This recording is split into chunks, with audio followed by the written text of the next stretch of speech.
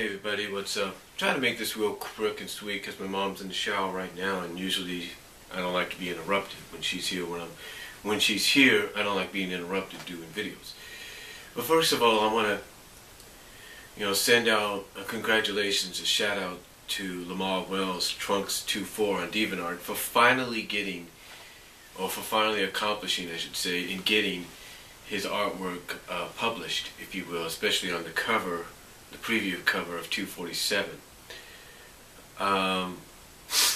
It's quite an accomplishment to finally have another fan out there achieving their dream. Now, you can see the title up there. And again, I mentioned this in a previous video, which you'll see before this, but I mentioned, it's an update basically. The video is an update on 247 and what the planning is and how it's going to be coming about. But I thought I'd also talk about, Ian here for a second. And I know some people think, I'm always talking about him, saying bad things. And I'm not trying to say anything bad about Ian. I mean, yeah, I've had my differences with him in the past, but that's another thing. That's something else. But what I'm trying to say is, a lot of people are talking about the fact, as I mentioned in the previous video, that 247 will be part one of At All Cost, and that we probably won't get part two, as I've mentioned in typed form, in text written form, and in video form. That we probably won't get part two, like I mentioned in the last video, until maybe 252 at least, which is basically 4 months worth of waiting. Now, some people have said that, like Prime on the Saturday Sonic forums, has said that basically that Ian Flynn is doing another Genesis, if you will, but the only difference is that people are going to be talking more about the crossover event than they are going to be talking about what happens after it's all said and done. And that's probably going to be obvious because, if you're a fan of Mega Man, a pure video game purist, pure video game fan purist of Mega Man and Sonic, and you don't acknowledge anything else, then yeah, this is a crossover you've been wanting to see. And it's ironic, that this is happening, but here's the reason it's happening. It's not just happening because it's 20 years of the Sonic the Hedgehog comic book, but it's also been 25 years, according to this thing, of Mega Man. Yeah, 25 years of Mega Man. So they're celebrating the Mega Man 25th anniversary with this crossover. But again, you can see up there, how does basically the question is, how does Ian truly feel about the crossover, about doing the crossover at this stage or at this time? And quite honestly, I think, I'll look at it this way. I look at it from two sides. I think Ian's kind of happy about doing the crossover, kind of happy that he's written this big event that helps celebrate 20 years of the Sonic comic and 25 years of the Mega Man video game franchise. But, whereas happiness, there's also a bit of bitterness, a bit of, what is positive, there's negative. And I think even though Ian is positive, looks at the positive of being happy to do this, I think he looks at the negative, and the negative is he has to be interrupted, or he has to interrupt his current story arcs in both comics just for this to happen. Or he has to reset and rewrite each story arc to kind of fit into this crossover, or try to play into this crossover, if they do at all. And that's where the negative comes in, because as I mentioned on the Saturday Sonic forums in typed form, and I mentioned this before as well, don't you think, and I think anybody watching this, whether they like Ian or they don't, will agree with me when I ask the question, don't you think Ian Flynn isn't upset right now? I mean, despite how you feel about the guy, despite your differences with the guy, you don't think he's upset with the fact that instead of taking a book or taking an issue like let's use the encyclopedia for example.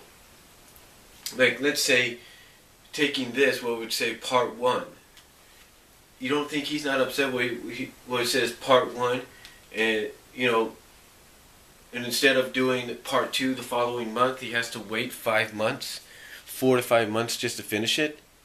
Well, of course he's upset.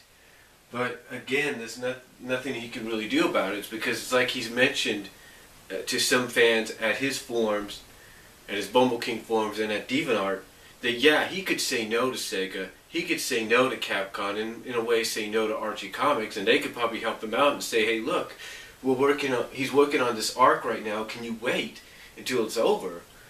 Yeah, he and them could say, they could go against what Sega and Capcom want, but then at the same time, Sega and Capcom could be like, okay, you want to go against us? There goes your contract. Basically, that's what it would be. That's what it would be, essentially. They would rip up the contract and say, that's it? You don't want to do what we asked? Forget it. We'll go find somebody else. And essentially, that's what they'd probably do. And honestly, I don't think Archie Comics or Ian Flynn or anybody there wants to lose these licensing properties to anybody else, because who knows what other comic book companies like, say, IDW or Dark Horse or, even the major guns, if you will, like Marvel and DC, or even Boom Studios might do if they got the licenses. No one really knows. So I think that's why, even though Ian Flynn is happy to do the crossover and happy to write it, he's also upset that he's got to interrupt his current story arcs in both comics. All 3 comics if you count Universe. And, again, you can't blame the guy. I mean, he has been outspoken about it. Heck, I even said this. Today. I even typed this up in a response to Uncle Ben on the Saturday AM Sonic forums. I said, you know what?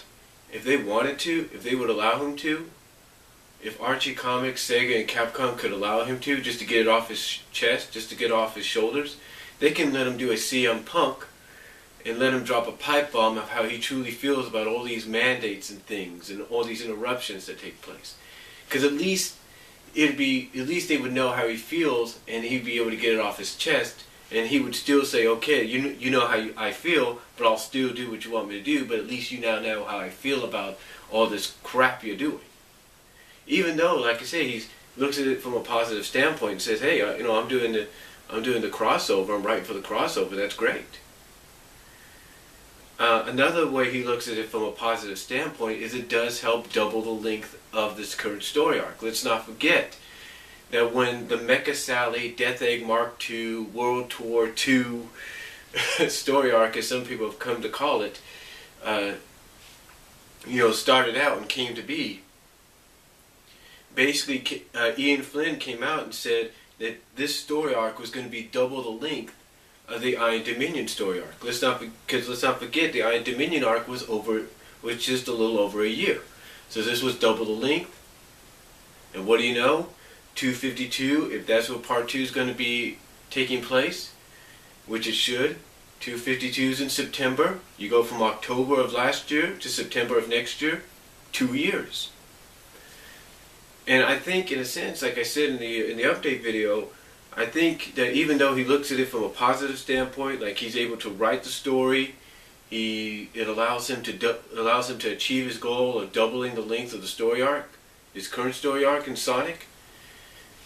And even though he looks at it from a negative standpoint, that he doesn't like the idea that he has to interrupt this, and that he'd rather do the story arc first before he'd rather finish the current story arcs in both, if not all 3 comics, and then go to the crossover. The other positive, and right now that's what it is, the positives outweigh the negatives, is he's finally writing a story arc that's going to, like I said in the other video, is going to establish his legacy. So that even if, let's say, one person, I think the name's Blue, on the Saturday AM Sonic forums, has suggested that, let's say he does decide to step down, which we don't think will ever happen for a long time, but let's say but the way they're looking at it, if he ever decides to step down after it's all said and done, he can at least, in a positive sense, say, hey, at least I wrote the story in the story arc that's going to define who I am. And it's going to be a standard that other writers that come after me are going to have to try to live up to and surpass. Because basically by doing this, whether we like it, whether we like how long it's been going or not, it's going to set the standard for other writers that may come after him if he ever decides to step down. If he ever decides to step down, which probably won't be for a long time. It'll basically set the standard for future writers to try to surpass him by doing maybe triple or quadruple the length of a story arc.